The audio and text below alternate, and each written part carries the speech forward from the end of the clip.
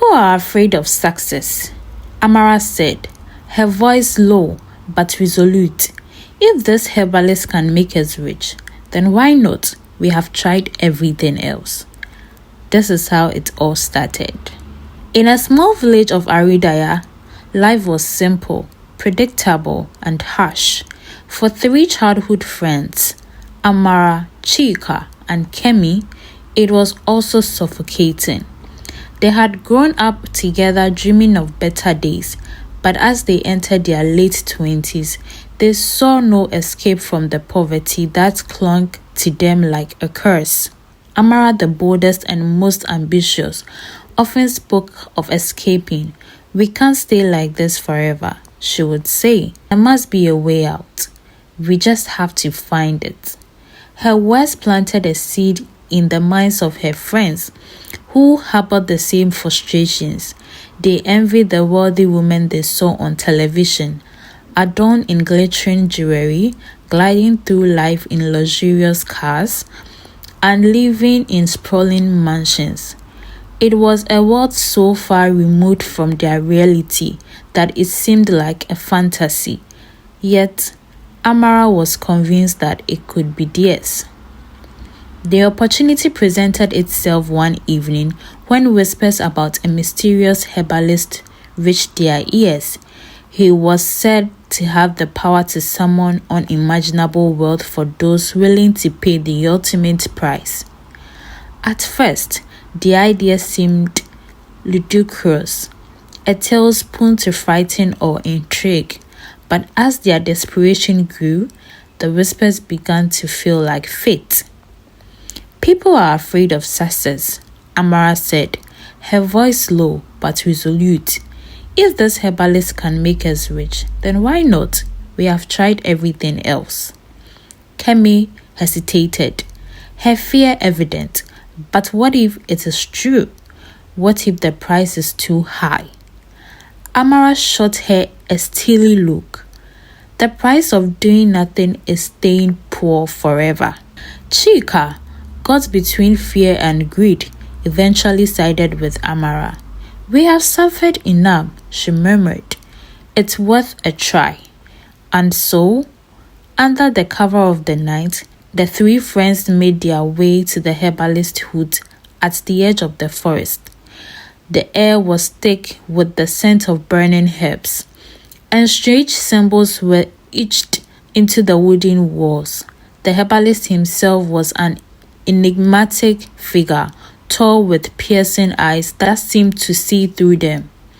You seek wealth, he said, his voice deep and resonant. But wealth does not come without sacrifice. Are you prepared to do what it takes? The woman exchanged nervous glances before nodding. They had already crossed the threshold. There was no turning back. The herbalist explained the first ritual. They were to find a rare black rooster, slaughter it under the full moon, and smear its blood on their palms while chanting an incantation. This, he said, would open the door to the spirit of wealth. Amara took charge, as she always did. She procured the rooster after days of searching, its glossy feathers gleaming like owns. On the appointed night, the 3 women gathered in the clearing deep within the forest, the moon casting on an airy silver glow over the scene. Amara held the rooster, her hands trembling. Let's get this over with, she muttered, her voice shaky but determined. She slit the rooster's throat in one swift motion, the blood spilling onto the ground. The air grew heavy, and an unnatural silence fell over the forest. They dipped their fingers into warm blood and smeared it across their palms. Together, they recited the incantation the herbalist had given them. Their voices wavered at first, but as the chant grew louder, the air around them seemed to shift. A cold wind swept through the clearing, extinguishing their lantern. It's done, Amara said, her voice barely a whisper. The door is open. The second ritual, tested their endurance. For 7 days and nights, they were to fast, consuming only water infused with the herbalist's mysterious herbs. They were to isolate themselves in their rooms and chant at dawn and dusk. The herbalist warned them, "The spirit will test your resolve. You must not falter." Amara embraced the ritual with unyielding focus. She locked herself in her room, resisting the hunger that gnawed at her insides. On the second night, she began to hear whispers calling her name. But the fifth night, the whispers became screams, and shadows danced along her walls. Chika struggled more visibly. By the third day, she felt faint and restlessness. Her dreams were filled with faceless figures chasing her through endless corridors. When she woke up on the fifth day, her arms bore claw marks, though her room had been locked. Kemi, the most reluctant of the three, saw visions of herself surrounded by gold and jewelries. She reached out to touch the riches, but they dissolved into pools of blood, staining her hands. When the 7 days ended, they emerged gaunt and pale, but alive. The herbalist greeted them with a knowing smile. "You have proven your strength, but the spirits demand more." The final ritual was the most harrowing. The spirits demanded a blood bond, a life for unimaginable wealth. Each woman had to sacrifice someone they loved deeply. This was the ultimate price. Amara, always pragmatic, chose her younger brother, Tunde. She lured him into the forest under the guise of stargazing. As he admired the stars, she struck him from behind with a knife. His dying gasps of her name haunted her even as his blood fell limp. Chika hesitated for days, torn between her greed and her love for her elderly mother, but desperation won. She poisoned her mother's tea one evening and watched in silent agony as the life drained from her. Kemi, paralyzed by guilt, considered backing out entirely, but the herbalist's warning was clear. Failure to complete the ritual would result in her own death. She invited her childhood friend Ada for dinner and with shaking hands ended her life as she laughed over a shared memory. When the sacrifices were complete, the herbalist performed the final incantation. The room crackled with energy and an unbearable heat filled with air. "It is done," he declared. "Your worth awaits."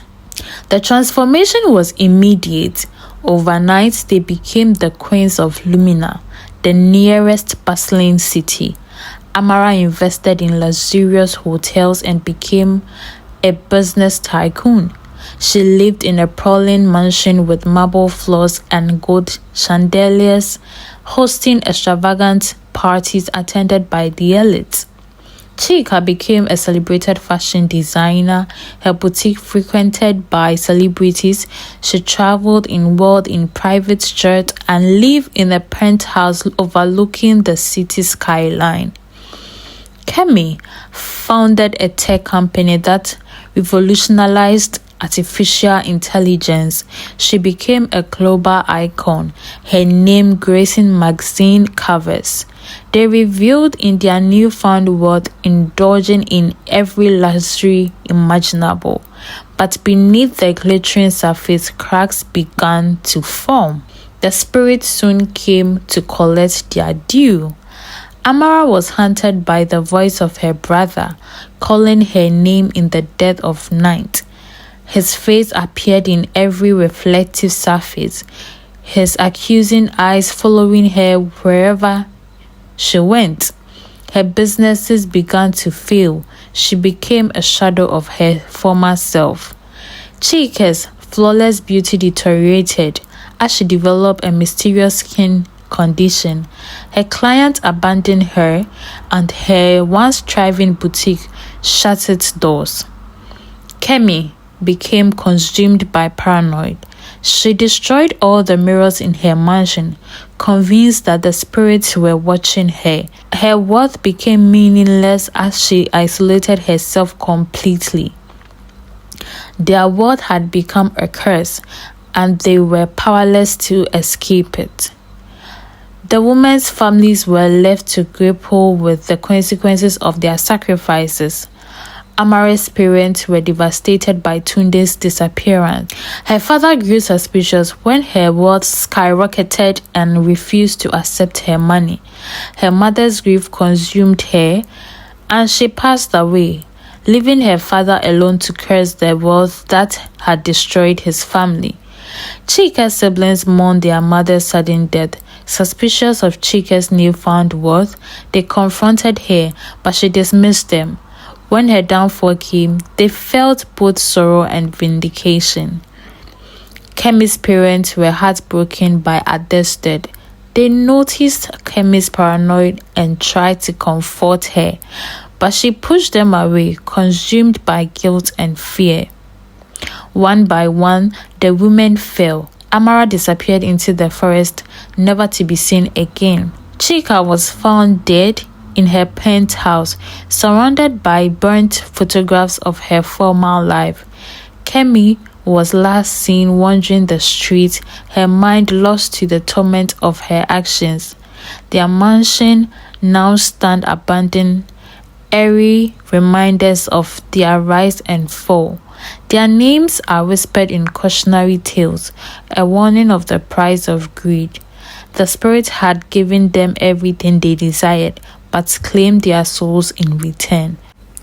And so, the haunting tale of Amara, Chika, and Kemi comes to the end. A chilling reminder that wealth gained through darkness comes at a price far greater than money can ever repay. Their once glamorous lives turn into lonely, haunted shells of existence, and the spirits they invoked never rested until they claimed everything. Their abandoned mansions now stand as an eerie monument of their rise and fall, overgrown and forgotten, whispered about only in hushed tones. The villagers of Arudaya speak their names as cautionary tales, warning future generations of the cost of greed, betrayal, and the temptation of forbidden path. As we reflect on the story, let us remind us of the importance of integrity, of valuing what we have, and of seeking success through honest means. If you found this story compelling and want to hear more tales by mystery from the darkest corners of human experience, do not forget to like, share, and subscribe to our YouTube channel. Your support helps us to bring you more engaging content, and we promise there is so much more to come. Stay curious, stay inspired, and until next time, beware of shadows that world can cast. Subscribe now.